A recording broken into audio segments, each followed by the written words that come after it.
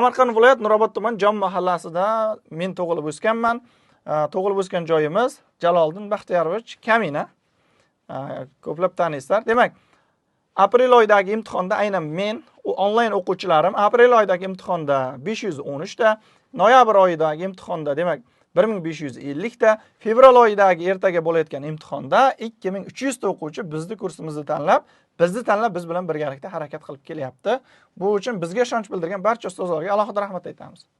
Davlat test markaziga alohida rahmat aytamiz. Kecha aytganimizda Davlat test markazi uchun alohida o'zimiz sovg'alarimiz bor.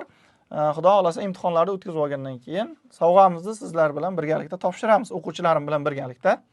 Yaxshi, ustozlarimiz Muhammad Ali Ishonqulov, Husan aka, Muhammad Saidovlarga alohida rahmat. Bugun bizni ilm tarqatishimizda sababchi bo'lib turgan ustozlarimiz. Yaxshi. Asosiy mavzuga o'tishga tayyormisiz? Qisqagina tanishtiruv qildik. Birinchi marta kirganlar uchun. Asosiy mavzuga o'tishga tayyorlar, kommentariyada plus belgisini qoldiring. Asosiy mavzuga o'tishga tayyorlar. Kommentariyada plus belgisini qoldiring. Asosiy mavzuga o'tishga tayyorlar, kommentariyada plus belgisini qoldiramiz. Yaxshi. Tayyormisiz Xudo xolasa tahlilga ustozjonlar? Kommentariyada plus belgisini qoldiring va har bir savolga o'zingizni fikrlaringizni yondoshib javob berib ketishga harakat qiling. Ketdik unda. Tayyorsiz. Birinchi savolga e'tibor berib qaraymiz. Qaysi javobda barcha so'zlar imloviy jihatdan to'g'ri yozilgan degan. Birinchi savolimizning javobi D bo'ladi. Nima uchun? A javobda ijod degan so'zda bu yerda kor shunchaki chalg'itgan, jarangsiz bo'lgani uchun xuddi ijodkorda to'g'ri aytilib ketadigan ijodda D bo'ladi. Ijodkor. B javob nima uchun bo'lmaydi desangiz, jaholatda yumshoq, ya'ni bo'g'izundoshi bo'ladi. O'shaning uchun buni ola olmaymiz. Nega esa bo'lmaydi? Jahongashtada jahon gashta so'zida ham bo'g'izundoshi bo'ladi. O'shaning uchun A ni, B ni, C ni ola olmaymiz. Bizga to'g'ri yozilgan so'zlarni so'raganligi uchun javob D bo'ladi. Iste'doddagi apostrof belgichasi, duduq belgisi to'g'ri qo'llangan, bunyodkorlik to'g'ri, hujum to'g'ri. Yaxshi, ikkinchi savol. Mana shu ikkinchi savol, juda ehtiyot bo'ling. Bu bo'yicha manbalar tashab beraman. Bu bo'yicha men sizlarga manba tashab beraman. 100% imtihonda tushadigan manbalar, ya'ni manbasi savoli emas, aynan shu manbadan o'qisangiz 100% to'g'ri ishlay olasiz. Mana shu ikkinchi savolning manbasini Xudo xolasa bugun jonli efir tugagandan keyin men o'zim jonli efir tugatib, darslar tugatib olgandan keyin shuni tashab beraman. Albatta duo qilib qo'yasiz ustozjonlar. Shu o'qib kirsangiz xato qilmaysiz. Ana endi qarang, ikkinchi savolimiz javobi quyidagi gapda ishtirok etgan imloviy xatolar haqidagi xato hukmni aniqla deyapti. Ya'ni bu xatolar haqidagi xato hukmni aniqlashimiz kerak. O'sha xato to'g'ri degan narsaga ham e'tibor berib ishlaysiz. Javobi demak B bo'ladi. Xato hukmni aniqlashimiz kerak edi, to'g'rimi? Qarang. Unli va undosh bilan yozish imlosi 2, keyin esa 4-inchisi chiziqcha bilan yozish imlosi. Ya'ni bular bor. Hozir biz 2 bilan 4 bor javobni ola olmaymiz. Nega? Mana qarang, oldi berdida chiziqcha bo'lish kerak edi. Mana shu yerda juft so'z, juft so'zlar chiziqcha bilan yozilishi kerak edi. Bir. Keyin ruhiy degan so'zda bo'g'izundoshi bo'lish kerak edi. Ruhiy holat, aynan ruhiy holatda bo'g'izundoshi bo'lish kerak edi. Oldi berdida chiziqcha bo'lish kerakmidi? Bular to'g'ri. Hozir aynan bu hukmlar yondoshi to'g'ri yondoshilgan. Bizdan qarang, xatolik haqidagi xato hukmni so'ragan. O'shaning uchun biz mana 2 ni ola olmasak, 1 ni olamiz. Qo'shib va ajratib yozish bo'yicha xatolik uchramagan, bosh harflar imlosi bo'yicha xatolik uchramaganligi uchun javobni B deb olamiz. 1-3. Aslida 1-3 ga oid xato hukmi yo'q, shuning uchun o'sha ham xatosi bo'ladi. Ustozjonlar esingizdan chiqib ketmasin. Yaxshi. 3-savol. Nutqda o'zaro sinonimlik hosil qila olmaydigan so'zlar qatorini aniqlang debdi. E'tibor berib qaraymiz. Nutqda o'zaro sinonimlik hosil qila olmaydigan degan, o'sha qila olmaydigan degan nuqtaga ham e'tibor berasiz. Qarang. Umrbod, boqiy, abadiy hosil qiladi. Ya'ni uzoq umr ko'ruvchi. Ya'ni uzoq muddat. Boqiy, abadiy, umrbod. Umrbod bu holatda bo'la olmaysan. Abadiy bunaqa holating bo'lmaydi. Boqiy emas bu holating. Battol, razil, qabih insonlar degan ma'noda bog'lasangiz to'g'ri keladi. Xo'sh, bu yerda xush degan so'z chalg'itgan bo'lishi mumkin. A'lo, yaxshi, xush. Xush u ham yaxshi degan ma'noni ifodalaydi. Izohli lug'atni ochib ko'rsangiz, birgina javob D bo'ladi. Sababi g'araz degan so'z ajralib turadi. G'araz. adovat bilan g'araz boshqa narsa. G'arazi bor inson bilan adovati bor, adovat boshqa narsa, g'araz boshqa tushuncha. Ikkalalari tushunchasi turli xil bo'lganligi uchun D javobni olishingiz kerak edi 3-savolga. Yaxshi. 4-si berilgan so'zlar va ularning ma'nolari xato izohlangan javobni aniqlang degan. Bu yerda D'dan boshlaymiz. Model degan so'z bor. Biror narsa xuddi o'zidek yoki kichraytirib, kattalashtirib olingan nusxa. Biror bir narsaning modeli. Tushunib? Bu to'g'ri. Qurg'oqchilik, yog'in sochin me'yoridan juda kam bo'lgan qurg'oq sharoitda. Qurg'oqchilik xuddi shunday, to'g'ri. Bu mening eng osonisi bo'lgan, menimcha o'sha javob chiqarib tashlagansiz. Keyin konsepsiya bor. Biror sohani rivojlantirishga qaratilgan eng qamrovli, ya'ni keng qamrovli yoki qarashlar majmui. Haqiqatan ham shunday. Konsepsiya bu juda ham ko'p ishlatiladi, ayniqsa fan doirasida rivojlanishda. Bittagina javob A bo'ladi. Dahanaki so'zining izohi xato. Yaxshi. 5-siga e'tibor beramiz. Bu 5-si ko'plar qo'shimcha qo'llash bilan bog'liq xatolikni o'rgangan. Aynan bunaqa holatda o'zgarish holati ham bor. Ya'ni qanday? Bu yerdagi izohlarni bu tomonga moslashtirish, to'g'rilash. Misol uchun armug'on, saxiy, adil, xiyla so'zlarini moslashtirishimiz kerak edi. Bunaqa savolda ishlayotganda nima qilishingiz kerak? Mana bu yerdagi so'zlarning deylik 3-si sizni chalg'itib qo'yishi mumkin. Adil so'zi bilan chalg'itib qo'ymasligingiz uchun keling osonrog'idan boshlaymiz. Deylik 2 juda ham oson. Saxiy degan so'z bor, qarang. Saxiy degan so'z nayrangga to'g'ri kelmaydi, tarixga to'g'ri kelmaydi, tulporga, biroz, tantiq, tek, sovg'aga to'g'ri kelmaydi. Birgina saxiy olib borsangiz nimaga to'g'ri keladi? Ochiq qo'l. Ochiq qo'l degan javobga to'g'ri keladi. 2G mi? 2G bo'lgandan keyin mana qarang. Mana bu S'da 2G emas ekan. O'shani uchun o'chiraman men S'ni. S javob ketdi, mana o'chirildi. Endi boshqa javoblar. 4-si osonroq. Xiyla, faqat buni chalg'ib ketmang, hiyla so'zi bilan almashtirib qo'ymang. Tushundingizmi? Bu boshqa. Xiyla, nayrang ma'nosidagi emas. Xiyla bu kam, oz degan ma'noda 4 ga olishingiz kerak edi. Biroz degan o'sha to'g'ri edagi D javobdi. Demak 4D bo'lsa, 4D bo'lmagani mana. 4 ga mana bu yerda A javob qilib qo'yibdi, qarang. A javobda nayrang chalg'itib qo'yibdi. Bu boshqa tushuncha. O'sha joyda chalg'isangiz o'zi aniq D olib qo'yasiz. Lekin D javob bo'lmaydi, eng birinchi o'rinda chiqarasiz tahlili bo'yicha. A bilan B ning farqi 3 raqamida bo'lsa, bu yerda adil. Mana adilda B mi, F mi deyapti. B da tarixiy turibdi, F da tek. Bu yerda adil degani tek degan ma'noni ifodalaydi. O'shaning uchun ham F ni olishimiz kerak bo'lsa, javob B bo'ladi, ustajonlar. 6-savol. Quyidagi gaplarda qaysida so'z qo'llash bilan mantiqiy nomuvofiqlik mavjud? Bu yerda so'z qo'llash bilan nomuvofiqlik degan paytida imloviy xatoliklarga adashtirib qo'ymasligingizni iltimos qilardik, ustajonlar. Ya'ni aynan imloviy xato yozilgan so'zlar bo'lmaydi. Bu yerdan imloviy xato izlangan so'zni emas. Aynan o'sha so'z to'g'ri yozilgan, hech qanaqa xatosi yo'q, faqat o'sha gapga to'g'ri emas. Gapda o'sha mantiqan to'g'ri kelmaydi. Mantiqiy xatolik. Bu S, ya'ni qanaqa desangiz, qog'oz xaltaga suv solinib degan mantiqiy g'alizlik bor. Qog'oz xaltaga suv solinmaydi-yu. Bunday o'ylab ko'rsangiz, qog'oz xalta bu yerda mantiqiy nomuvofiqlikka to'g'ri kelgan. O'shaning uchun ham 6 ga S javobni olishingiz kerak edi. Qolganlarida hammasida to'g'ri kelgan. Hammasida mantiqiy muvofiqlik bor. S javob. Zo'r. Ketdi. 7-si, mana shuni ishlashni oson yo'lini aytaman. 7 mana bunaqa holatda qo'shimchalar emas, o'zgargan tipi bor. Ya'ni bunaqa hukmlarni beryapti, mana matn va mana bunaqa hukmlar. O qo'shimchaga o'rganib qolganlar ustozjonlar bunga o'rganib qo'ying. Keling, bir boshdan boshlayman, qarang. Birinchisi, takroriy asos yordamida hosil qilingan sifat mavjud deyapti. To'g'rimi? Bo'ldi. Men takroriy degan payti nimani izlayman? Chiziqchani izlayman. Chiziqchali so'z qayerda? Mana yam-yashil degan so'z. Yam-yashil qaysi so'z turkumi? Ha, sifat so'z turkumi. To'g'rimi? Yam-yashil takroriy. Ko'plar aytadi, yo'q, takroriy emas, juft bo'lishi mumkin. Chunki yam boshqa narsa, yashil boshqa narsa deysiz-ku. Siz orttirma darajani hosil qilishda yo'lini o'qing, o'sha joyda bor takroriy ekanligi. O'shaning uchun birni olaman. Bir to'g'ri hukm. Sizdan mana bu yerda to'g'ri hukmni so'ragan u. Bir to'g'ri takroriy asos yordamida hosil qilingan sifat mana yam-yashil. Bo'ldimi? Harakat, bajarish tarzini bildirgan ravishdosh mavjud debdi. Ravishdoshning eng mashhur qo'shimchalari b, ib, aynan tarzni ifodalaydigani desak, o'sha mana shovullab degandagi b ni oqdi degan fe'lga bog'laysiz. Qay holatda oqdi? Shovullab. Shov degan taqlid so'z, illab, ullab degan yasama holat bo'ldi.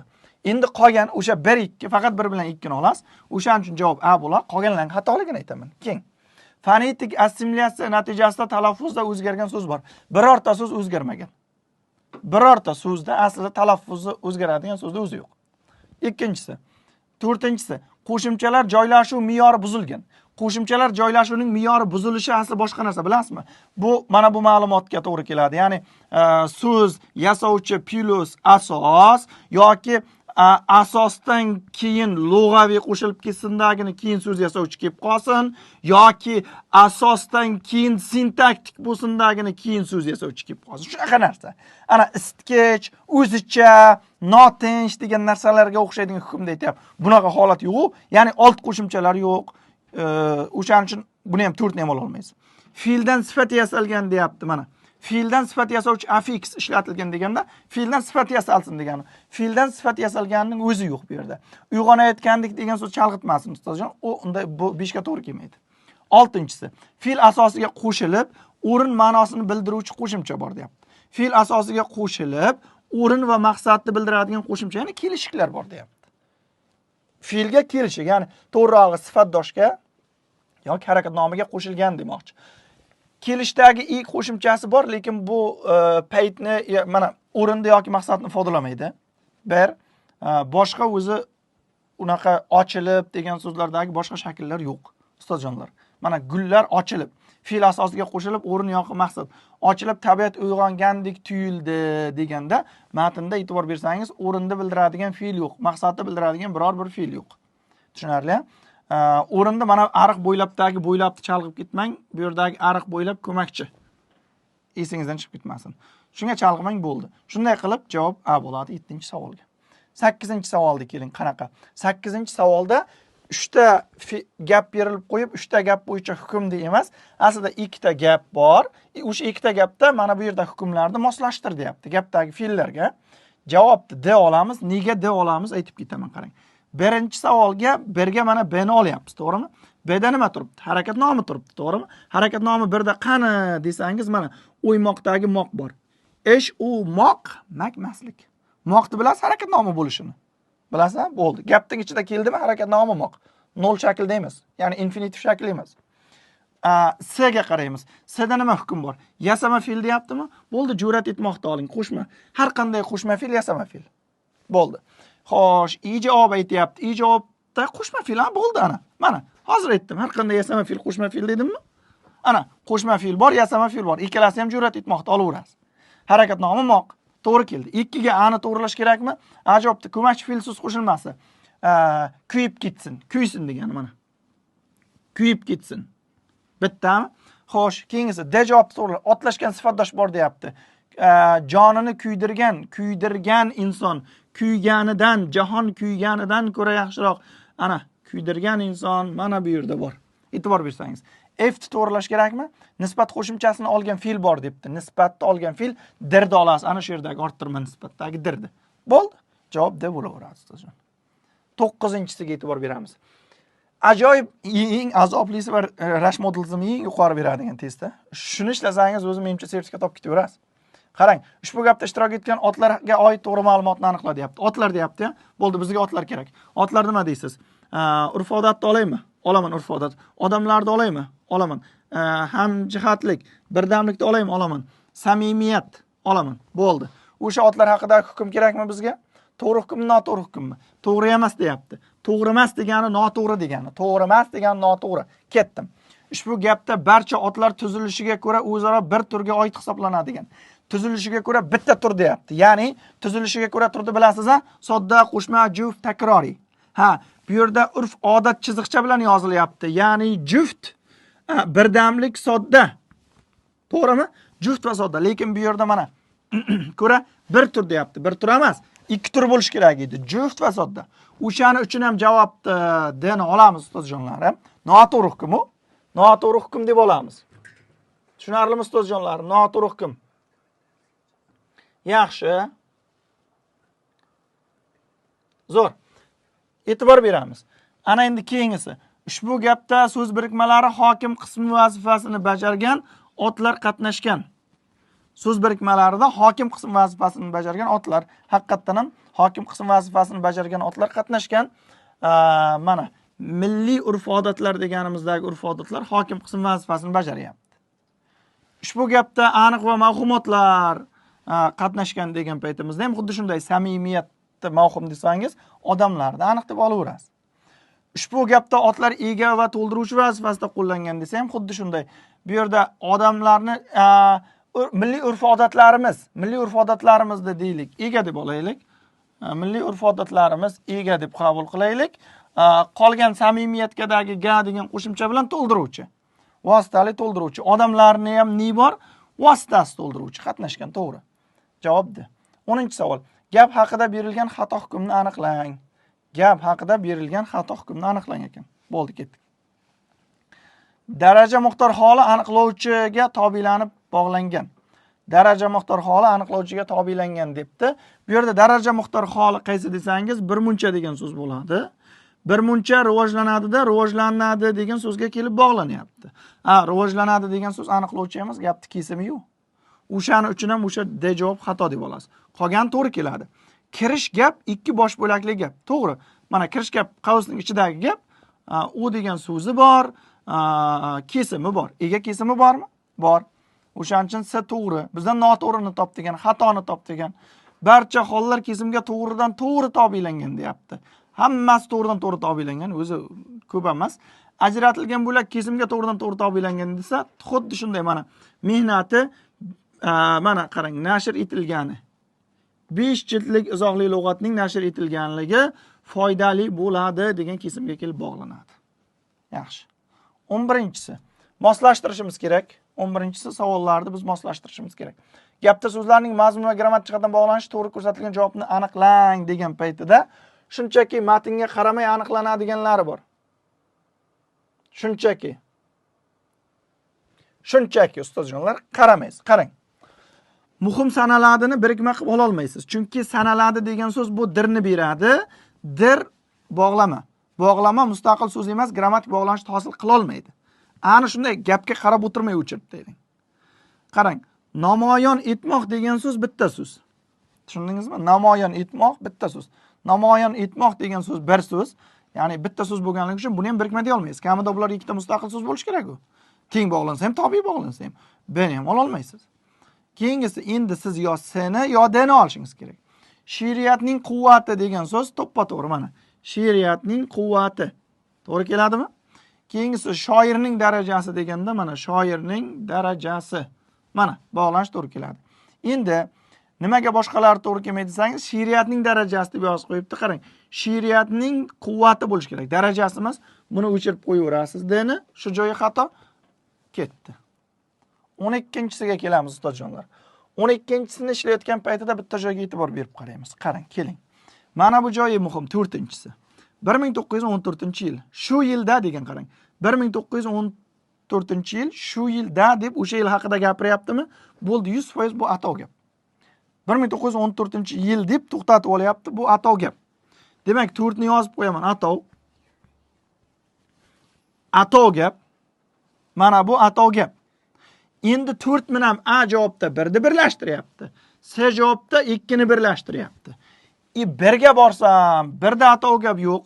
Tugallanmay qolgan gap. Bu ato gap emas-ku. Ato bo'lish uchun qo'yilib yana davom etish kerak edi-ku.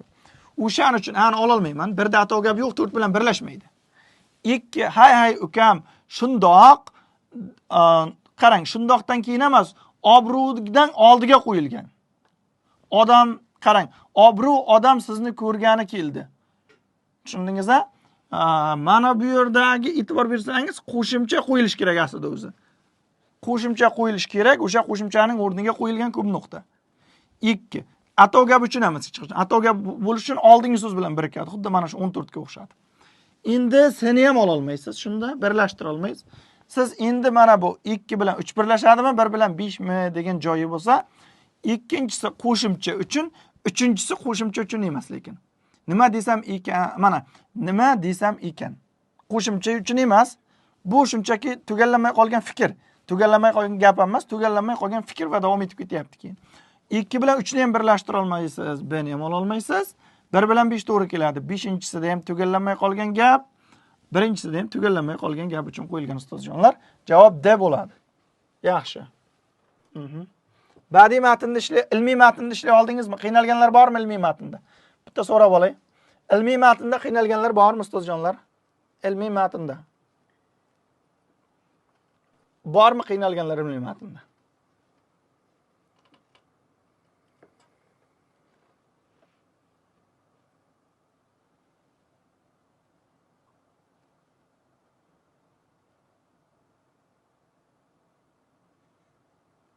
Yo'q, ha? Ketdik. Davom etamiz. Xo'sh, matn mazmuniga mos to'g'ri shakllantirilgan gapni aniqlang degan ekan. Javob B bo'ladi. 18-savolning javobi B bo'ladi. Qizil kitob tabiiy boyliklarini qazib olishni tartibga soluvchi hujjat hisoblanadi. 18-savolimiz javobi Qizil kitob tabiiy boyliklarini qazib olish tartibga soluvchi hujjat hisoblanadi degan joyi bor ekan. Xo'sh, o'sha joyi mana. O'simlik hayvon turlari qayd etilgan degan joyi bor, ha? Unda yo'qolib borayotgan yoki yo'qolish xavfi bo'lgan. O'sha 18 ni bitta ko'rsatinglar. Mana, Qizil kitob bir xil bo'lib qolgan, qarang. B'da bunday bo'lish kerak emas edi. B'ning javobini to'g'rilab jo'natsin-da. B'ning javob B bo'lar, lekin bu gap emas. B'da ko'chirishda xato ko'chirganman shuni bilsin. Bitta xabarini qilinglar. Ustozjonlar, javob B mana bu matn bo'lish kerak edi B'da. Mana bu, qarang. Unda yo'qolib borayotgan bo'lish kerak yoki yo'qolish xavf ostida turgan noyob o'simlik hayvon turlari qayd etilgan bo'lish kerak edi. Ya'ni kitobdan slayd qilib ko'chiruvchi slaydchimiz, menimcha mobilograf adashgan shuni ko'chirishda 18 javobi B birinchi ya'ni matnning birinchi gapining o'sha ikkinchi qatorida bunga izoh berilgan ustozjonlar. B javobni olganlar bormi? Ha. Testda unday emas edi. Shunaqa. Hozir g'azalda ham ko'rsataman. Mana shunga bitta nima qiling. O'sha joyi. B'ni tashlab qo'ydilaringmi? B'ni tashlab qo'yingizlar. Buni tushundilaring ustozjonlar. Aynan o'sha birinchi nimada gapda B javob bo'lsa to'g'ri bo'ladi. Savolga qarang. U javob mana. Birinchi gapning ikkinchi, uchinchi qatorida turibdi ustozjonlar, chizib bo'yab qo'yilganmiz. Xo'sh, 19-savolga qaraymiz. Xo'sh, matn mazmunida aks etmagan ma'lumot deganda Qizil kitob ilk bor Yunon olimlari tomonidan yaratilgan degan ma'lumot yo'q. Tushunarli? Bu ma'lumot yo'q. Aynan mana ma'lumotning birortasida mana birinchisida yo'q. Yunon olimlari tomonidan yaratilganligi. Ikkinchi ma'lumot mana tabiatni tabiiy resurslar muhofaza qilish har qala tashkil etilgan mana. Kamdan yo'qolib ketish xavfi ostida turgan aniqlash kamdan ro'yxatga olish tashabbusini ilgari surib, boshqa har qala muntazamlar chop etilgan mana 1966-yilda chop etilganligi bor. Lekin aynan olimlar haqida gap yo'q. Mana 3-ma'lumotda ham yo'q, 4da ham yo'q ustozjonlar. Xo'sh. Demak, javob D 19 ga. 20-savolda matnning javobi 4-gap bo'ladi. Raqamlar ajratib ko'rsatilgan qaysi matn mazmuniy tuzilish uslubiy xatolik yuzaga kelgan desa, xuddi shunaqa, ya'ni gaplar butunlay bir-biridan uzilib, hozirgi namunadagidek ajratilsa qanday qilinish kerak desangiz, mana qarang. Gaplarning takrorlanishi. 4-gapni oldik, aynan mana shu gapni oldik ustozjonlar. Nimaga?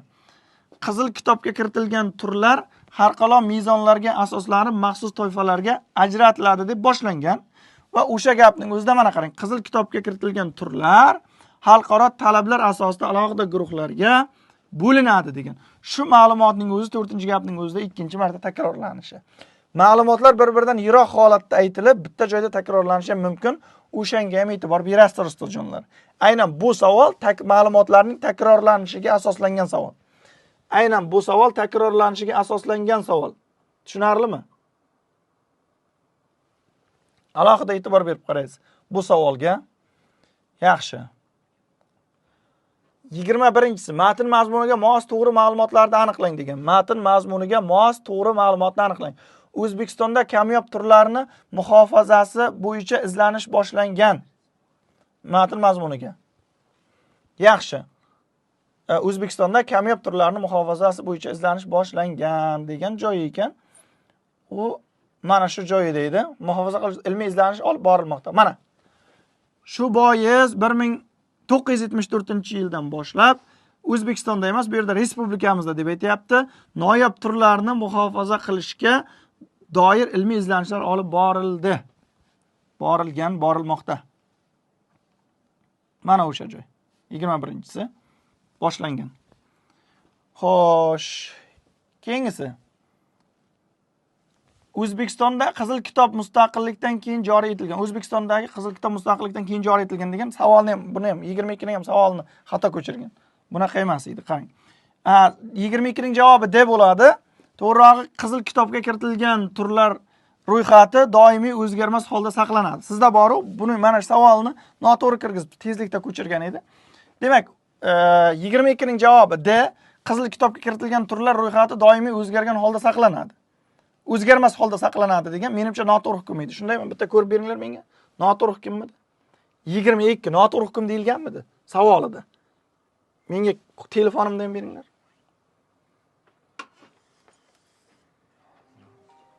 Keyin bitta chaqiring tuzuvchini.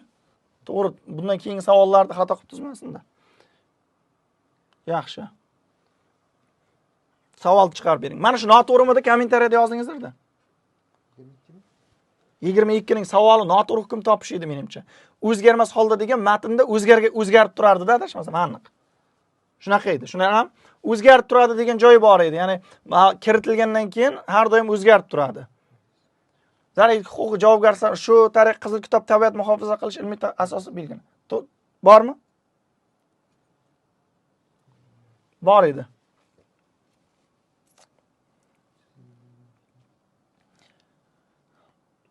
Mana shu joyida bor. 4-gapning o'zida bor mana. Ayrim turlari soni muhofaza natijasida tiklansa, ular ro'yxatdan chiqariladi. Aksincha xavf kuchaysa, ular toifaga o'tkaziladi degan joyi bor. O'sha 22 ning javobi o'sha joyda-da. Noto'g'ri hukmni topish kerak edi. U yerda o'zgarmaydi degan, bu yerda o'zgargan deb aytayapti. O'zgarmaydi degan, o'zgargan deb aytayapti. Mos bo'lmagan, noto'g'ri ma'lumot topish kerak edi. Mana 4-gapning o'rtasida turibdi ustozjonlar, o'sha 22. O'zim boya ko'rganimda o'zim ham shuni tushunib qo'ya qoldim. Yaxshi. Ana endi badiiy matnda faqat bizlar ikkita gapni ajratdik. Qolganlari qo'lingizda bor ustozjonlar, kanalda turibdi, ochib ko'rishingiz mumkin. Badiiy matnga faqat 1 bilan 2 ta ajratilgan gap kerak edi, bo'ldi, tushuntirib olishim uchun. Yaxshi, 33, 34, 35. Hamma yaxshi ko'radiganimi? 33, 34, 35 ta. Ko'm-ko'k dala. Nuqta qo'yilgandan bildingizmi xato gap ekanligini? Nuqta qo'yilgandan 33 ga D qo'ydingizmi xato gap ekanligini bildingizmi? Ha, nuqta bor ekan, xato gap. Faqat yoyi xato gap chalg'ib ketmang. Ya'ni ko'm-ko'k dala deb aniqlovchisi bilan shakllanganligi uchun. Xo'sh, tirik suvman, gajir o'ynoqi kunlar uxlab quchoqlarimda debdi. Yaxshi. Tirik suvman, gajir o'ynoqi. Teri bilan tartibni o'zgartirib yuborgan deb qabul qildingizmi? Teri bilan tartibni o'zgartirib yuborgan. Tushunarlimi? Mana tirik suvman, mana bu yerdagi gajir, o'ynoqi degan so'zlar teri bilan matnning tarkibidan chiqarilgan. Ajratilgan bo'lgan ikki xil o'zi. Izohlash orqali deymiz, tartibni o'zgartirish orqali deymiz. O'shani S javobga o'tkazdingizmi ustozjonlarim? 33 ni o'shani S ga o'tkazdingizmi? O'shanisiga e'tibor beramiz. Endi Gurjiston o'ynoqi daryolaring bor, saslari, jaranglar qizlarnikiday. Qarang. Gurjiston. Gurjistonning oldiga ey degan so'zni qo'ying, bo'ldi, chiqib keladi. Ey Gurjiston. Ey Gurjiston. Ey degan so'zni qo'ydingizmi? Bo'ldi, undalma deb qo'yavering. Ey degan so'zni qo'ying. Yana bitta. Daryolaring bor deganda, sening daryolaring bor deganda ikkinchi shaxsga ishora qilayotganim yordam beradi. Undalma. Gurjistondan keyin virgul turibdi. Ey Gurjiston deng, bo'ldi. Ey degan so'zni o'z ishtirokchisi aniq undalma bor. Eyni qo'ya olsangiz ham undalma bor deb qabul qilavering. Ichkariga kirgan payt ham. Yaxshi. 36 ga topa oldilaringizmi ustozjonlarim? Yaxshi, 36 ga topa oldilaringizmi? Top degan so'zni. Top degan so'zni topa oldingizmi? Kuch, quvvat, mador, top. Tobi qochib qoldi deydi-ku. Tobi qochib qoldi. Madori yo'q. Tobi yo'q. Kuch-quvvati yo'q. Topdingizmi? Ha. Daqiqa, on, lahza, top. Shu topda. Qachon ketamiz shu topda deydi-yu, birdan. Shu hozir ayni vaqtda bir lahzada. Topa oldingizmi? Topganlar bormi? Topganlar bormi? Boshqa so'z bo'lmaydi. Yo'q. Damni olsangiz, kuch, quvvat, mador dam bo'lmaydi-yu. İnsonning kuchi, insonning madori, insonning dami bo'lmaydi, ustozjon. Topa oldikmi, ustozjonlar?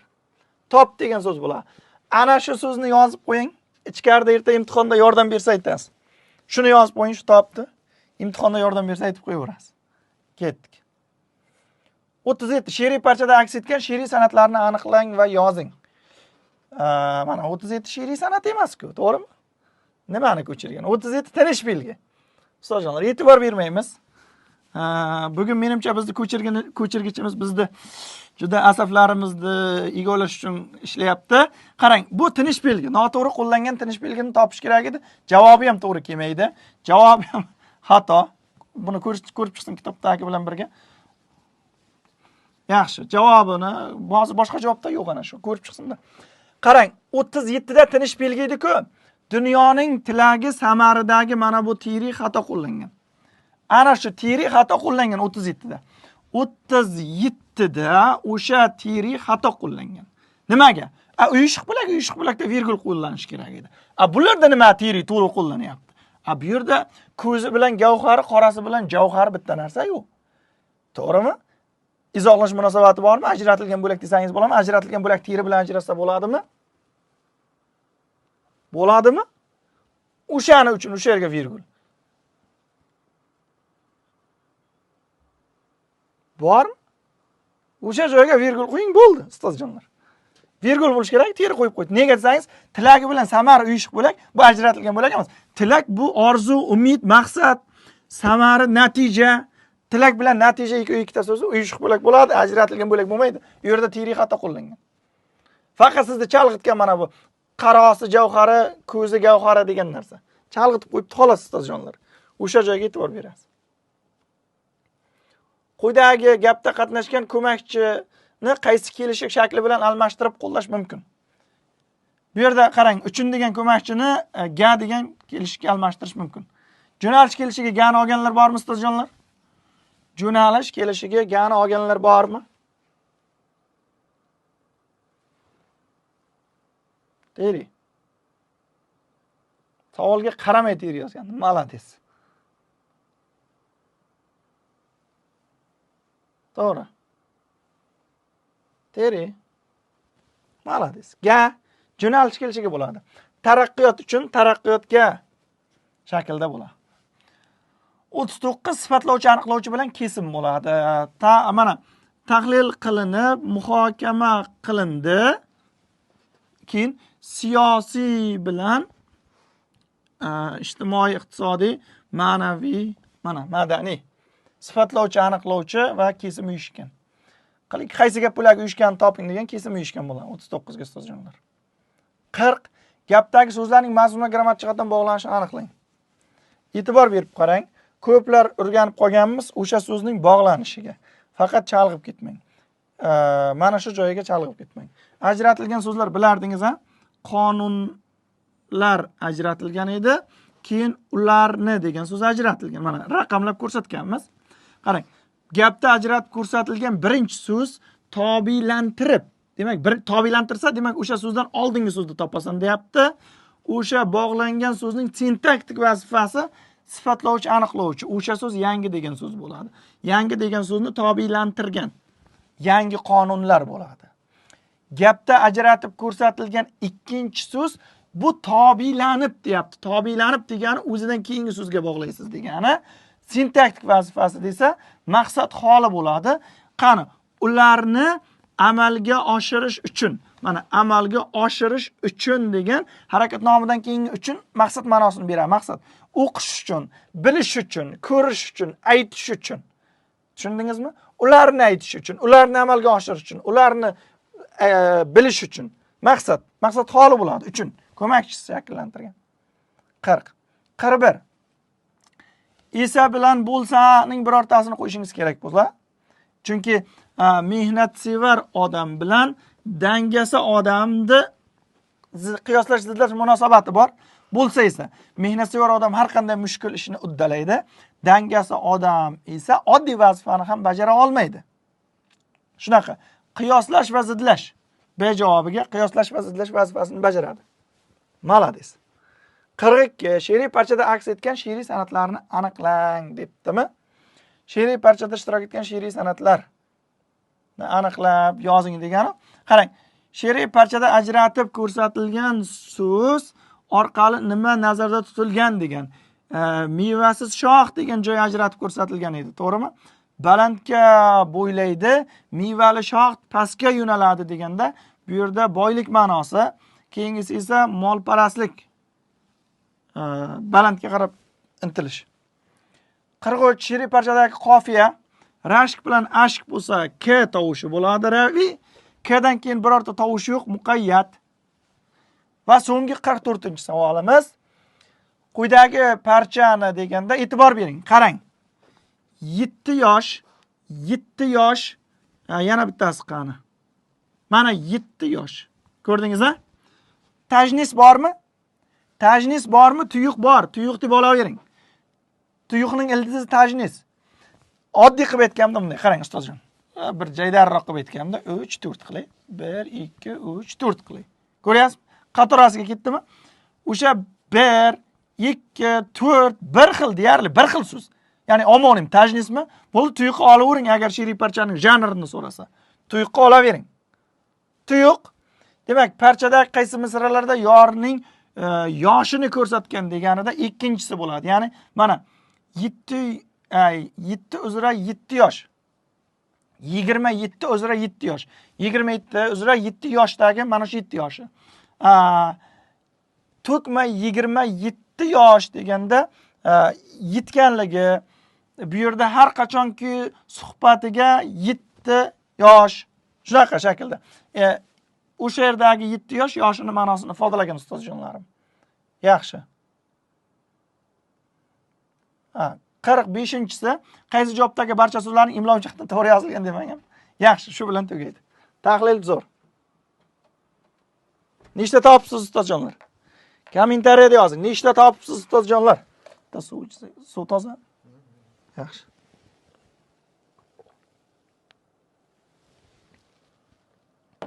Kommentariyada yozamiz. Nechta topibsiz ustozjonlar? Tez.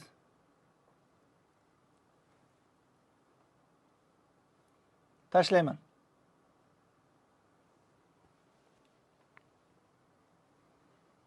Shu botda joylashda muammo bo'lgan bo'lishi mumkin, shunaqa holatlar. O'shaning uchun ham birga tahlil qilyapmiz ustozjonlar. Baribir javobini jo'natamiz ustozjonlar. Nechta, kimda nechta chiqdi? 41 ta topib qo'yganlar bor, umrlari uzoq bo'lsin ustozjonlarning. Iloyim eng yuqori darajalar nasib qilsin. Zo'r. Yaxshi. Zo'r.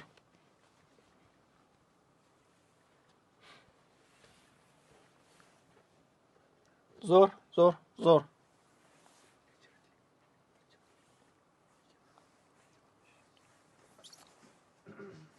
Rahmat ustozjonlarim. Javoblar tayyor bizda, javoblar tayyor. Bot soat 8 da to'xtatdik ustozjonlar. Javoblar tayyor turibdi. Tashab qo'yamiz hozir. Webinar tugagandan keyin sizlarga men ikkinchi savolga yordam beraman. Ikkinchi savol uchun manba tashab berishim kerak. Ikkinchi savol uchun to'liq manbalarni sizlarga yetkazib berishim kerak. Javoblarni tashab qo'yaman, nasib bo'lsa kanalda o'ziga tashlaymiz. Kecha soat 12 ga yaqin tashab qo'yamiz ustozjonlarim. Zo'r.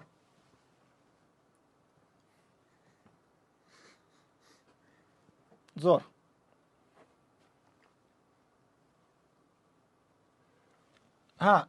Kecha essega qatnasha olmaganlarga ham xuddi shunday. Webinar tugagandan, mana shu jonli efirimiz tugagandan keyin sizlarga men o'zim ma'lumotlarimni tashlayman. Xo'sh, ustozjonlarim, ana endi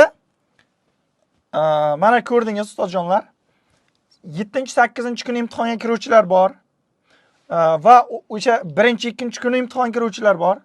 O'sha imtihon kiruvchilarni hisobga olib, biz birgalikda mana shu katta kanalimizda 7-kuni kechqurun ham, ya'ni 8-kuni o'zi imtihon oxiri, 7-kuni kechqurungacha ehtimoliy bo'lgan mana shu savollarni, darajadagi savollarni har kuni ishlab, har kuni mana shunaqa tahlil qilishga nima deysiz ustozjonlar? kommentariyada yozib qoldiring. Xohlaganlar 5 raqamini yozib qoldiring. Xuddi shunday ustoz savollarni 8-fevralga, 7-fevral kuni ham 7-fevralgacha uzluksiz tahlil qilamiz. Uzluksiz. Variantlar har kuni berib boriladi. Har kuni tahlil qilamiz. Ayrim kunlarida ora-orada biz issi bilan ham ishlab ketamiz. Keyin ertaga tushayotgan 31, 2 sanalarda tushayotgan savollarni tiklab 7-8 gacha qayta ko'ramiz jonli efirda. Shunday qilaylik deganlar kommentariyada 5 raqamini yozib qoldiring ustozjonlar. Mana shu 60 mingdan ortiq ustozlarga yana xudo xolasa ko'payyapmiz. 70 ming, 80 ming ustozga yordam beramiz kanalimizda. Zo'r. Shunaqa. Maqsadimiz yaxshi. Har doim 7-kuni kechgacha 7-kuni ham qilaylik, 8-kungilar uchun ham. Mana bugundan boshlab tindirmay qilaylik ustozjonlar. Bu jarayon butun xalq, mana shu qatnashuvchilarimiz manfaat uchun yordam bo'ladi. Hamma sertifikat olish uchun qo'llab-quvvatlash bo'ladi. Zo'r. Faqat qo'llab turing ustozjonlar. Ana shu biz mehnatimizga, har kunlik mehnatimizga biz har doim rozi bo'lib mehnat qilamiz. Mana shu maydonga kelamiz.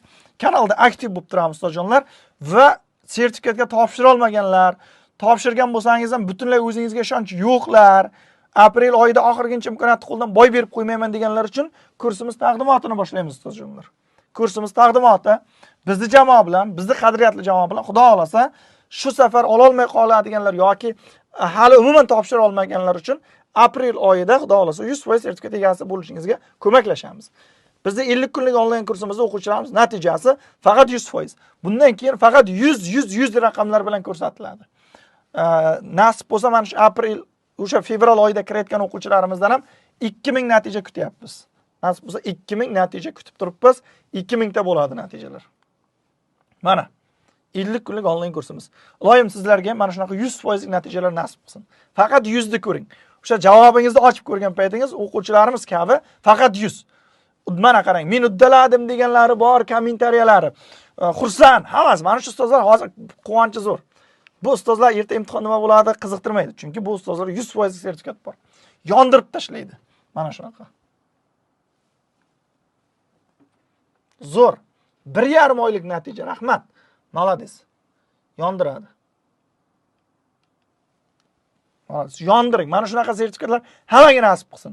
Xudo xolasa biz sertifikat hali imtihonga kirmaganlar, kirishga qo'rqib turganlar uchun ham kursimizda o'sha aprel oyida oxirgi imkoniyat, o'sha imkoniyatda sertifikat olishiga butun jamoamiz bilan yordam beramiz. Yaxshi. Mana natija gapirsin deganlar bor-ku. Endi boyagidek A+ kerak deganlar mana shu ustozlarimiz kabi ataylab olib qo'yganmiz. Rash modul tizimini ham buzib yuborgan bu ustozlarimiz. 78 ga 83,5. 78 ga 83,5. Butun bir rash modul tizimini buzib yuborgan ustozlar. Laylo ustozimiz, Mahliyo ustozimiz umrlari uzoq bo'lsin. Har doim bizni qo'llashda davom etsin. Biz shu bilan bir qatorda xudo xolasa endi o'zimiz shogirdlarimizdan o'zimiz yana repetitorlar ishlab chiqaran, o'sha yordam qilyapmizki, repetitor faoliyatini qilib ketishiga. Shunchaki emas. Zo'r. Malades. Yaxshi. Natija qilishga tayyorlar 5 raqamini yozib qoldiring. Oxiri o'sha aprel oyidan keyinga qolmayman ustoz. Mana shu aprel oyi, 2026-yilning aprel oyi olaman, undan keyinga qolmayman deb va'da beradiganlar bormi? Va'da beradiganlar bo'lsa, biz xudo xolasa bugun bir sababini qilamiz. Har doim sabablarini qilib harakatini qilib kelyapmiz ustozjonlar. O'sha natijani qilamiz. Yaxshi ustozlar. 60 kunlik kursimiz, bilasiz, kursimiz milliy sertifikat kursimiz bor, HC kursimiz bor. Alohida. Kursimiz taqdimoti 100% kafolat. Kursdan so'ng filologlarga A+ kafolat beriladi. Nimaga kafolat beriladi desangiz ustozlar, chunki filologlarga yuqori natija kerak. Kursdan so'ng boshlang'ichlarga C dan B+ gacha. Dars qilib tursa bo'ladi. C dan B+ gacha. Dars mana tirikligimizda borib tursak bo'ldi. Xudoyim taolo bizlarga kun berib, shu kunga borsak bo'ldi. Dars har kuni qil, amallarni bajar. C dan B+ gacha chiqamiz. Lekin bizda boshlang'ichlar rekord turib qo'yapti. A+ ham urib qo'yapti. Lekin bizlar eng bo'lmaganda degan natija bu. 50% ustamaga ega bo'lishingiz aniq. Bu 100% kafolatlanadi. Bu biz kafolatlamasak ham davlat o'zi kafolatlaydi. Keyin kollektivda hurmat e'tibor oshishi ham 100% kafolat. Kollektivda. Hozir ayniqsa mana bu viloyatlar aro ko'chib yurgan ustozlar o'zingizni qishlog'ingizga borib, o'zingizni maktabdan surib chiqarib olyapti. Vodiydan kelyapti, sertifikati bor, sizga javob beryapti. Siz o'zingiz qishlog'ingizda shuncha odamning oldida sharmanda bo'lib, ketishingizga to'g'ri kelyapti. Talaba bo'lsangiz bora olmayapsiz. Ana, $2000 oylik olaman deb kelyapti viloyatdan viloyatga ko'chib yuribdi. Olis hudud Qizil maktab deb. Shunaqa yengib chiqarib olayotganlar bor. U kollektivning ichida obro' bo'lish kerak. Kuchli metodikalarni o'rganishingiz ham aniq. Chunki siz mana shu mendan metodika o'rganib, men shuni bir aniq narsani bilaman.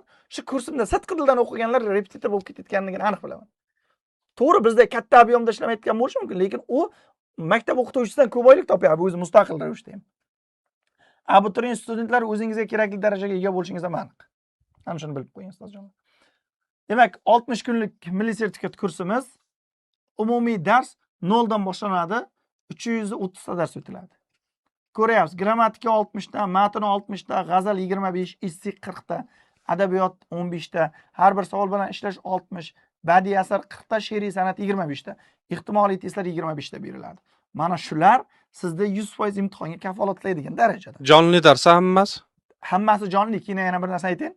Sen o'zing mustaqil shug'ullanasan, o'zingga berib qo'yaman, nima qilsang qilasan emas, hammasini o'zim nazorat qilaman, o'zim o'taman. Iminda mana shunaqa studiyada o'taman. Hech narsa bunaqa chizim boshqa holatda emas. Yani siz mana shunaqa studiyada ko'rib turasiz. Jonli ko'riladi. Essiy darsimizda hamma essiy bilan savol javob jonli, mana pastda qolgani jonsiz holatda beriladi. Jonsiz holatda degan video qilib beriladi. Zaps. Zaps. Mana boshqa kurslarda shunaqa qilinyapti, zaps beriladi, lekin bizda faqat essiyimizda shunaqa. Chunki buning nomi o'zi essiy kursda. Bu to'liq sertifikatga qaratilgan emas. Mana shunaqa. Buni men nimaga ochdim? Bu qaysidir kursga yozilib qo'ygansiz, ko'nglingiz to'lmay yotibdi, lekin mening qimmatroq kursimni ham sotib ola olmayapsiz. Ana essiy kursimni sotib olganda videolarni ko'rib, essiyni jonli kuzating. Sertifikat olasiz. Harna ko'chada qolib ketmaysiz arasotda. Mana bunga lekin o'zim 100% kafolat beraman. Buni nimaga 60 kunlik qildim? Bu aslida o'zi 100 kunlik edi. 50 kunlik edi o'zi. Bu aslida o'zi 50 kunlik edi. 50 kunda kafolat bo'lmay qoladi. Shuning uchun 60 kun. 10 kun oldin boshlaymiz.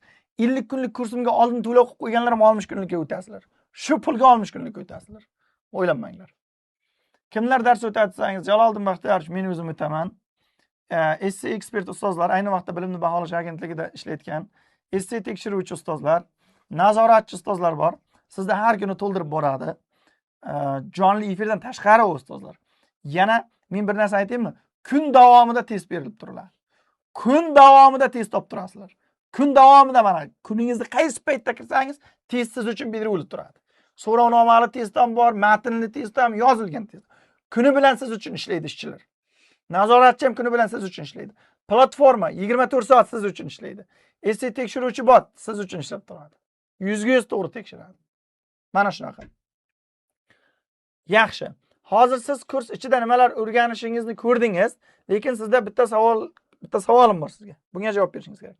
Agar mana shu imkoniyat bo'lganda, bilim sizga mana shu 6 oy yoki 1 yil oldin uchraganda, bugun qayerda bo'lardingiz? Bilasizmi? Bunga men sizga javob beraman. Mana shu savolga men javob beraman. Agar men sizga mana shu imkoniyatni ilgariroq berganimda, siz menga ishonchda berib qo'shilganingizda, oldingi o'quvchilarimga o'xshab-da, bundan 1 yil, 6 oy oldin siz hozir sertifikat bilan turgan bo'lardingiz va mening hech qachon bu vebinarimni kuzatmayotgan bo'lardingiz. Bilib qo'ying. Mana shunaqa vebinarimni kuzatib, sertifikat zarur bo'lib turibdimi? Demak, siz kechikib turgansiz. Bir, ikkinchi holat, bu xuddi shu ishni oldinroq bajarib qo'yganlar hozir o'zi ko'ngli to'q muddatini yangilab qo'yish uchun harakatdalar, bilasizlarmi? Ular ikkinchi sertifikatini ham olib, muddatini ham yangilaydi. Muddati o'zi 1 yil o'tdi-ku. To'xta dedi, yana 3 yilga surib qo'yay dedi. Hali oldinda nima bo'lishini bilmayman. Menga mana attestatsiyaning o'zi yetib ortyapti dedi. Attestatsiya qanday oson edi, qanday azob qilib qo'ydi. Sertifikatni ham shunaqa qilib qo'yadi hali. Yaxshi. Demak, allaqachon sertifikatga ega bo'lgan bo'lardingiz. To'ppa-to'g'ri. 100%, chunki shuncha o'quvchim sertifikat oldi, siz ham olgan bo'lardingiz. Dars soatingiz ko'paygan bo'lishi mumkin edi.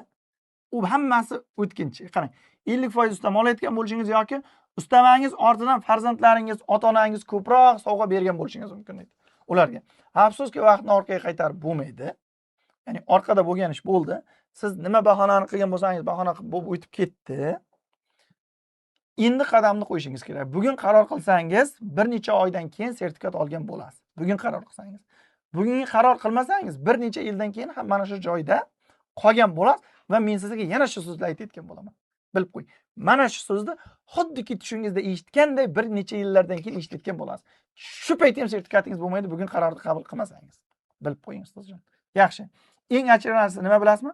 Ko'pchilik ona tilini bilmayman degani uchun sertifikat ola olmaydi. Bu narsa bor. Qarang. O'zini salohiyatini ishlatmayotgani, birinchi qadamni qo'ymayotgani uchun yutqazyapti. Juda ko'plar. Chunki men bilaman, mening mana shunaqa sodda usulda tushuntirishimdan keyin u ona tilini bilmasligi mumkin emas-da. U bahonaga o'tmaydi. Faqat u o'zining shu salohiyatini ishlatib, bizga ishonch bermayotganligi va dastlabki qadamni boshlamayotganligi. Oradan yillar o'tib, o'shanda boshlaganimda edi degan afsuslanmasligingiz kerak. Ichingizda juda katta imkoniyat bor, faqat uni uyg'otishingiz kerak. Zo'r imkoniyat bor. Hozir men imkoniyatni beraman. Sizda qarang. O'zi bitta narsa qoldi-da, bitta. Moliyaviy tomonga ham hozir yaxshi imkoniyat beraman. U dars boshqa narsa qolmadi. Demak, bugungi darajani o'zgartirish uchun bugun yangi qaror kerak. Sertifikati borlar muddatini yangilash uchun bugun qarorni qabul qiling. Sertifikati yo'qlar qaytib mana shu sertifikati yo'q degan maqom mana u nishon sizda bo'lmasligi uchun bugun qarorni qabul qilishingiz kerak ustoz. 20 kunlik marafondan keyin boshlaymizmi debdi. Hozir shoshmay tursa javob berib o'tamiz. Javob beraman. Ayni vaqtda 1677 ta ekan. Men buni sanadim. Hozir 1600 bu eski rasm. 1677 ta o'qituvchi, abituriyent, talaba o'sha qarorni qabul qilib kursda o'qiyapti. Qarori jiddiy sertifikat oladi nasib bo'lsa. Qarori jiddiy sertifikat oladi. Buni bilib qo'ying. 60 kunlik kursimizga start oladi 20-avgustda nasib bo'lsa. Xo'sh, ehtimol hozir sizda xayolingizda bitta savol bo'lishi mumkin-da. To'g'ri ustoz aytayapsiz, shuncha to'siqlar bor, lekin to'lovchi desangiz, bu narx qancha masalasi, narx degan masala to'xtalyapti-ku. Narx qancha bo'lishidan qat'iy nazar, u siz kurs uchun qilinayotgan to'lov emas. U siz o'zingiz uchun, kelajagingiz uchun investitsiya. Xarajat emas. Og'riqlarni olib tashlash uchun davo. Kerakli narsa u sizga. Mana bunday narsada qarang. Mana bunaqa narsada ovqatga pul to'layotgan bo'lsangiz, ovqat uchun pul to'lamayapsiz. Qorningizni to'ydirish uchun pul to'layapsiz. Shuni bilib qo'ying. Restoranga kirib ovqatga pul to'layotgan bo'lsangiz, ovqat uchun emas, qorningizni to'ydirish uchun. Tushundingizmi? Chunki birinchi qorningiz och qolgan. Ovqat yemagan oldingizga, birinchi och qolgan borgansiz. Sertifikat kurs uchun emas, o'sha sertifikat uchun to'layapsiz. Shuni bilib qo'ying ustozjon. Ko'plar kurs uchun deb o'ylaydi. Yo'q, kurs uchun emas. Ana shuni bilib qo'ying. 60 kunlik kursimiz 849 ming so'm.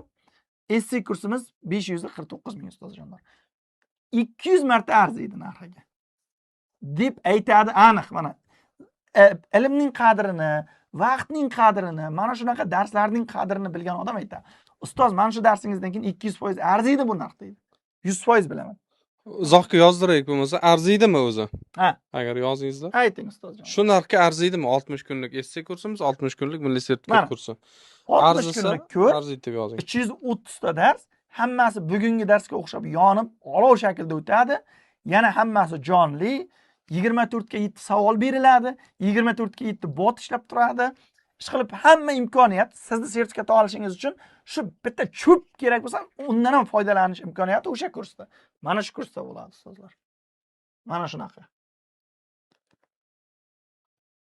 Arziydi, zo'r, arziydi. Barakat topinglar. Boya aytganimda ustoz, sizni sertifikatingiz uchun arziydi. Bu ko'plar uchun borku, umumanda hozirgi kun nuqtai nazarda moliyaviy jihatdan hech narsa emas hozirgi kun uchun. Mana shu bo'ldi. Essiy kurs uchunki umuman ham arziydi. Endi ustozlar, men bugun yana urushib keldim kamanda bilan. Kamanda mana shu narxda sotamiz, ustoz, shu narxda sotsak ham o'sha kecha 40 ta beruvdik, 15 barobar odam yozilgan. 15 ta 40 yozilgan degan. Baribir shu narxda ham shuncha odam yozilgan kursga, shu narxni qilaylik dedi, yo'q, to'xtanglar. Bitta narsani biling, insofi bor odamda baraka bo'ladi. Baraka bo'ladi. 1 milliard pul topsa-ku, barakasi bo'lmasa foydasiz. Undan kamroq pul topayigu, barakali bo'lsin. Sizni duolaringiz kerak ustozjonlar. Abituriyent talabalar, ota-onangiz duo qilish kerak. Shuning uchun nasib bo'lsa bugun chegirma beraman. O'sha chegirmada yozilaman deganlar kommentariyada 5 raqamni yozib qoldiringlar. Mana shu men ishchilarimning oldida bir yuzim yorug' bo'lsin. Mana qara qancha 5 bor deyman. 5 raqamini yozib qoldiring bo'ldi. Ustoz, mana shunaqa olov darslaringizni olaman. Imkon qilib bering menga ham. Shu to'g'ri 849 ming arzon. To'laylaman ham, hozir imkoniyat yo'q. Lekin o'sha hozir qilmasam keyin kech. Boya aytganingizdek keyin afsuslanib yurmang. Afsuslanmasligim uchun deb chegirma qilib bering deganlar kommentda 5 yozing, men sizga qilib beraman ustoz. Mana qaranglar, buncha 5 ni qanday qaytarib berasizlar? Yaxshi. Chegirma ustozjonlar. 549 ming so'm. Kafolatlangan 100% lik sertifikat kurs jonli 359 ming so'm, 359 ming SC kurs. SC kurs 359, milliy sertifikat hammasi kafolatlangan kurs 549 ming so'm. Mana shular. Mana SC kurs milliy sertifikat kurs 549 ga 359 ming so'm. Mana shunaqa kurslar mana shunaqa imkoniyat qilib berdim. Endi qarang. Siz 549 ming to'laganingizda 60 kun uchun to'laysiz. Bor yo'g'i kuniga 9 ming, 10 mingdan ham tushmaydi. 9150 so'mdan tushyapti. 9150 so'mlik imkoniyatni qilib bergandan keyin ham foydalanmasangiz, bu Xudoyim taolo mana cho'kib ketmasin deb yuborgan anavga, xodaga ulashmasdan cho'kib o'lib ketish deyapti.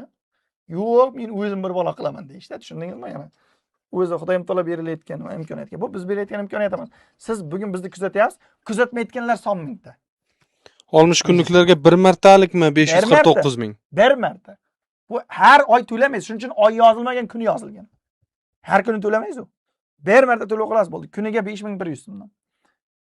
Mahitto berar ekan ustoz. Bu bermaydi lekin. Men har kuni olib ichaman, buni bermaysan. Shuni ham bermaydi. Men har kuni olib ichaman, buni ham bermaydi. Buni mana idishlisini berishi mumkin Mahittoni. Shunaqa. Men qanaqa qilaman? Bo'ldi. Shunaqa imkoniyat beraman, faqat 100% to'laganlarga. Mana. Darsga qo'shilib ketasiz, 100% to'laysiz, 499. Bo'lib to'lashingiz ham mumkin. Hozir 100 ming so'm to'lov qilasiz. 100 mingdan ortiqcha to'lov qilmang. 101 ming ham qilmang. 100 ming qiling, hisobga to'g'ri tursin. 549 ming so'mga yozilasiz. To'g'rirog'i sizga yana 449 ming qoladi. 100 mingni ayirasiz, bu puldan ayirasiz 100 mingni. Ana shunaqa imkoniyat. Mana, demak 100% to'lov. Kechagidaginaqa imkoniyat faqat 499 ming.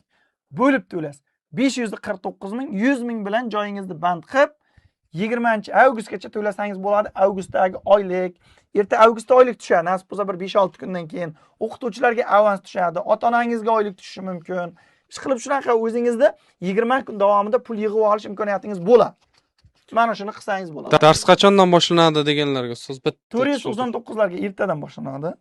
499 ming to'laganlarga ertadan dars boshlanadi. Bo'lib to'laganlarga 20-avgustdan boshlanadi. 20-avgustdan dars boshlanadi. 60 kun bo'ladi, 20-oktyabrda imtihon. Demak, hozir bo'lib to'lovni tanlaganlar 549 mingga yoziladi.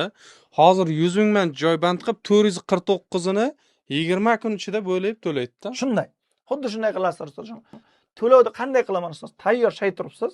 To'lovni hozir Telegramga, YouTube'ga qadaydi. Link yuboramiz, hisob Link raqam. yuboradi. O'sha linkning ustiga kartaga to'lov qila ko'rmang. Kartaga to'lov qildingizmi, bu mashinnikka tushdingiz degan. Karta raqamga to'lov qildingizmi, u mashinnik. Faqat hisob raqamga to'lov qiling. Hisob raqam havolani ustiga bosasiz, mana ko'k yozuvni ustiga bosasiz. Bosganingizda mana kelib chiqadi. Milliy maktabim kelib chiqadi. Click, Pay Me, Paynet ilovalari.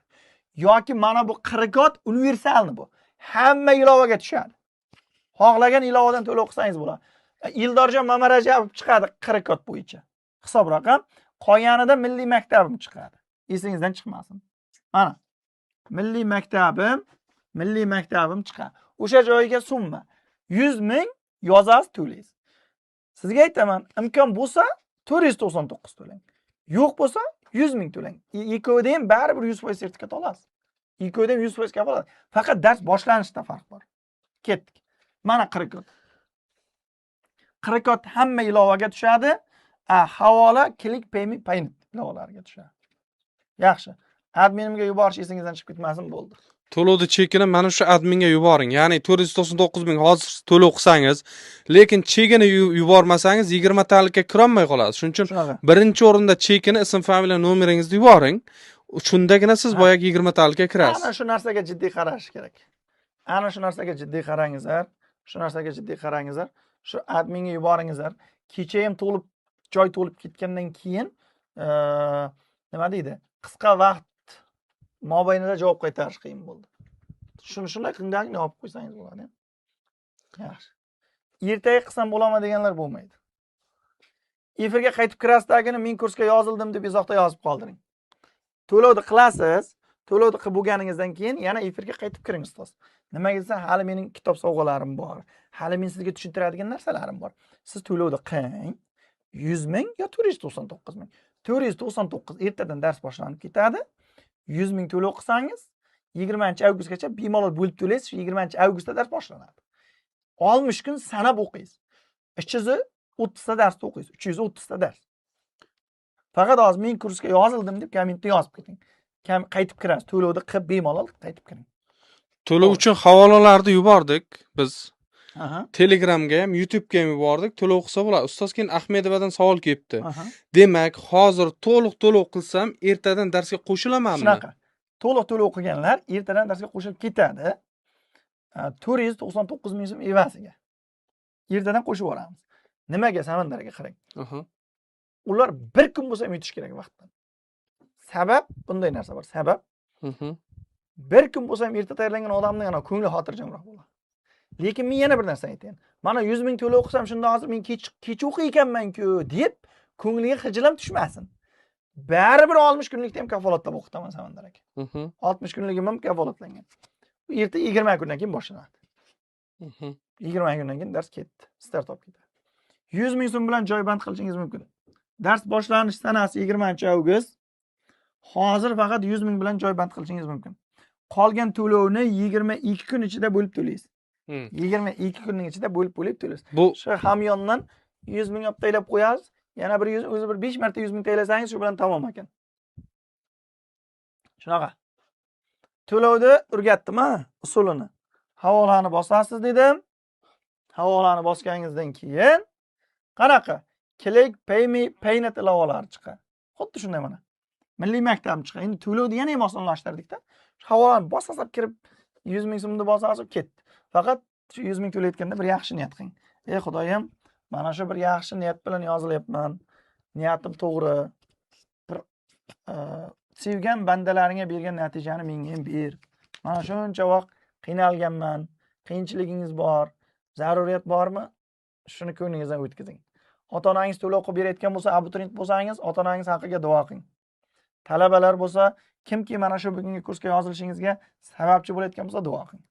Va ertaga bu imkoniyat berilmaydi. Kecha ko'rdingizmi? Bu kechagi imkoniyat bugun yo'q o'zi. Bugungisi ertaga berilmaydi. Shuning uchun narx kundan kunga oshib ketaveradi. Shuni hisobga olib, kimdan qarindosh bo'lishi mumkin, o'sha tengdosh bir oshna og'ayni kimdan bo'lsa ham imkonini qilib 100 ming bo'lsa ham bilan bo'lsa ham joyda band qilib ketganingiz sizga qulayroq va yaxshiroq. birinchi joy to'ldi. Birinchi joy 499 minglik birinchi joy to'ldi. 19 ta joy qoldi 499 minglik narx uchun. 499 likda joy bitta ketdi. 19 ta joy qolibdi. 100 ming so'mlikda to'lab qilib qo'yavering. Joy bor 100 minglikka. 100 ming to'lovni qilib, joyingizni band qilib, qolganini misqollab qilaverasiz mana. Milliy maktabim, Shayxon Tohir tumani yana milliy maktabim kelib chiqadi. Mana 40 tutsangiz, xohlagan ilovaningizga tushadi. Adminimga yuborish esdan chiqmasin. Va yana bir narsa aytaman. Kurs davomida foydalanganlarga platforma bepul. Shu narxda ichida. Xo'sh, 6 oy davomida foydalanish bepul. Esingizdan chiqmasin. SC botdan foydalanish bepul.